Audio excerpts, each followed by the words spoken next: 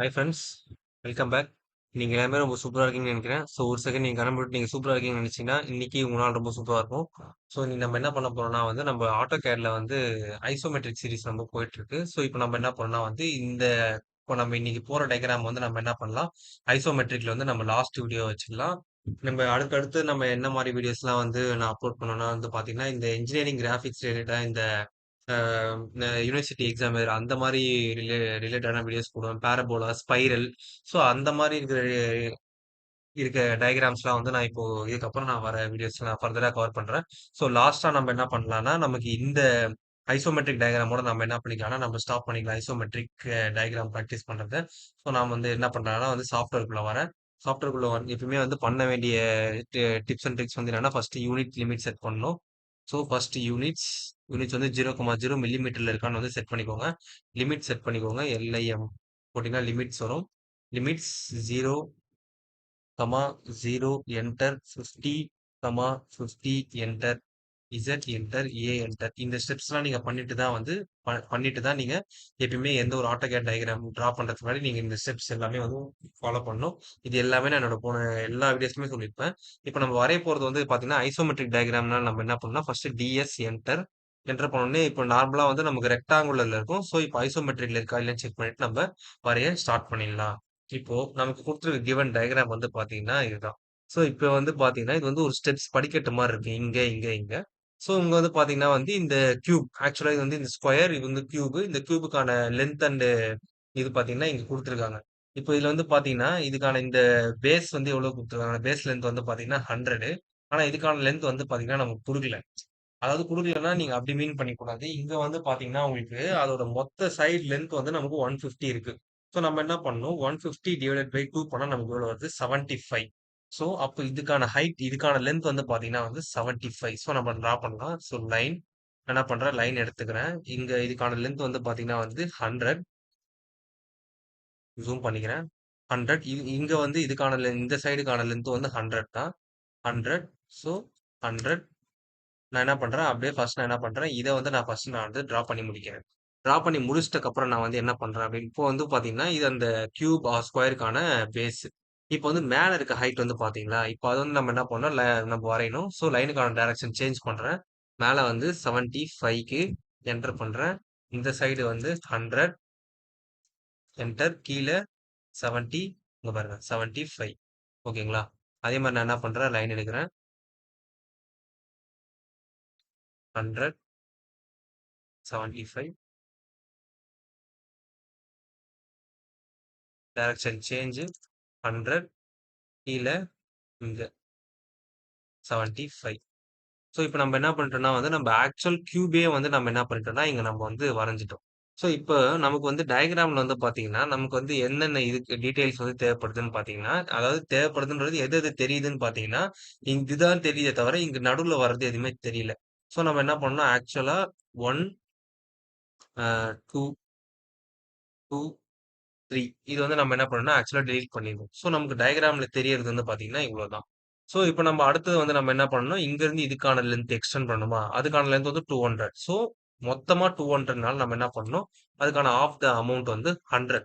So நான் என்ன பண்றேன், இங்க இருந்து ஸ்ட்ரைட் லைன்ல 100 நான் டிரா பண்ணிடுறேன். நீங்க டைமென்ஷன் செக் பண்ணீங்கன்னா நமக்கு கரெக்டா இருக்கும். அதாவது இங்க இருந்து இது வரைக்கும்.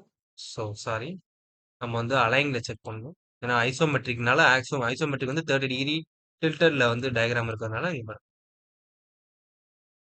இங்க பாருங்க 200 கரெக்டா இருக்குங்களா. ஸோ இப்போ நான் என்ன பண்றேன், இந்த ரெஃபரன்ஸை நான் டெலீட் பண்ணிடுறேன். அதுக்கப்புறம் மேல அதுக்கான ஹைட் எவ்வளவு இருக்கும்னு பாத்தீங்கன்னா 150. ஸோ அதை நம்ம என்ன பண்ணலாம்னா இப்போ கவர் பண்ணிடலாம். 150 ஒரு லைன் எடுத்துக்கிறேன். லைனுக்கான டைரக்ஷன் சேஞ்ச் பண்ணி மேல 150 என்டர்.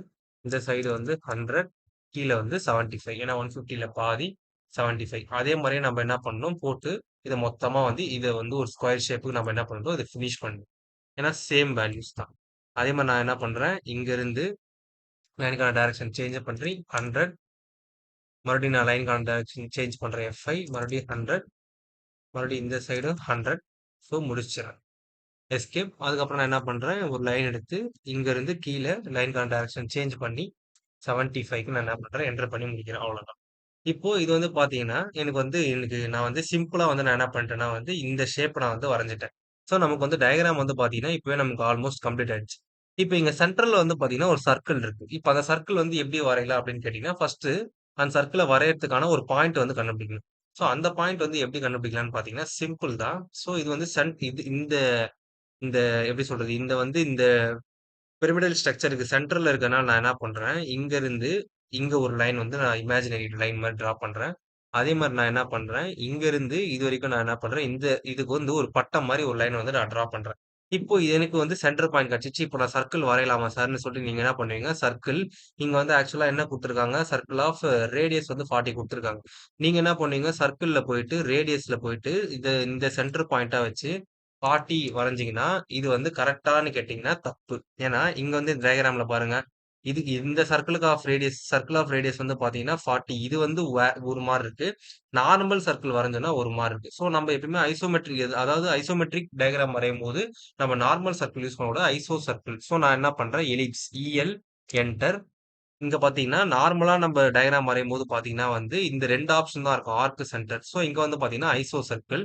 ஐசோ சர்க்கிள்க்கான ரேடியஸ் வந்து 40. அத என்டர் பண்ணிட்டு, ஸோ சென்டர் பாயிண்ட். சாரி நான் தப்பா சென்டர் பாயிண்ட்ட கிளிக் பண்ணாம வரைஞ்சுட்டேன்.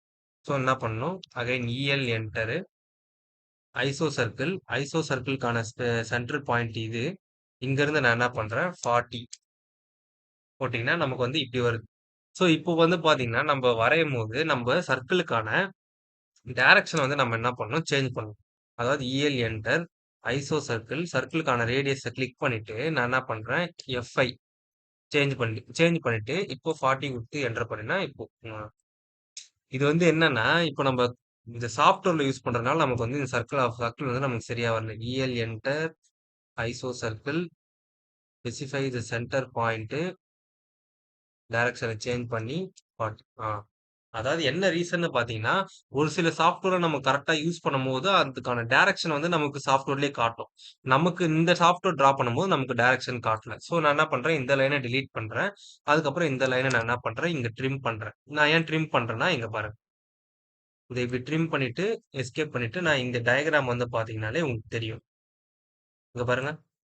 ஏன்னா, இந்த லைன் வந்து உள்ள பாஸ் ஆகுதுன்றதுக்கான அர்த்தம் தான் வந்து இது. ஸோ இங்க பாருங்க. இப்போ இந்த 2 டயகிராம் வந்து ஆல்மோஸ்ட் சிமிலரா இருக்கு. ஸோ நமக்கான டயகிராம் வந்து ஓவர். ஸோ இந்த வீடியோ வந்து நான் இதோட முடிச்சுக்கிறேன். ஸோ மேலும் மேலும் நான் என்னோட வீடியோஸ் பார்த்து என்னோட சேனல வந்து சப்ஸ்கிரைப் பண்ணுங்க. So thank you.